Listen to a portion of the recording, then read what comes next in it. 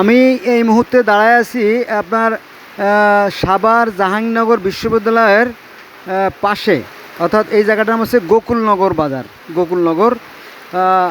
আমাদের দেশটা সত্যিই অদ্ভুত। দেখেন আমার সামনে দেখতে পাচ্ছেন, এটা কিন্তু রাস্তা। এটা কিন্তু রাস্তা।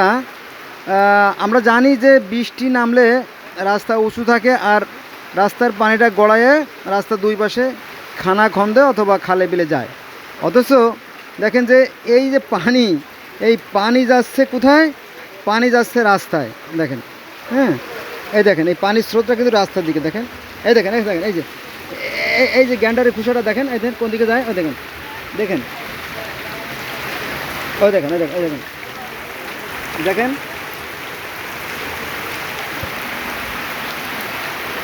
ভালো করে দেখেন রাস্তা, এটা রাস্তা। এই দেখেন, এই যে গাড়ি আসতেছে।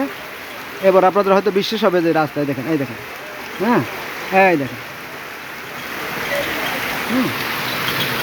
অথচ ওর এই যে এই পাশটা ঢাল, এই যে একটা সবুজ রঙের যে একটা চাদর টানানো, এর পাশেই কিন্তু গভীর খাদ আছে, গর্ত আছে। আর এই পাশে আরও বিশাল খাল আছে, এবং এ পাশে অলরেডি ক্ষেত আছে, বিশাল ক্ষেত, চক আছে। এখান থেকে পানিটা নামার জন্য শুধু একটা নালা করে দিলে মনে হয় যথেষ্ট হতো। দেখেন, অথচ এই মহামূল্যবান রাস্তা এই যে গর্ত হয়ে গেছে, এবং এখানে প্রতিনিয়ত কিন্তু দুর্ঘটনা ঘটতেছে, প্রতিনিয়ত। দেখেন অবস্থা।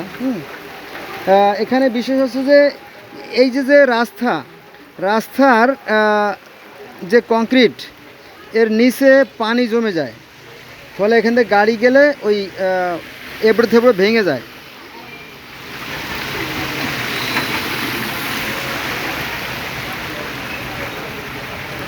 কেমন একটা অদ্ভুত দেশে আমরা বসবাস করি। দেখেন।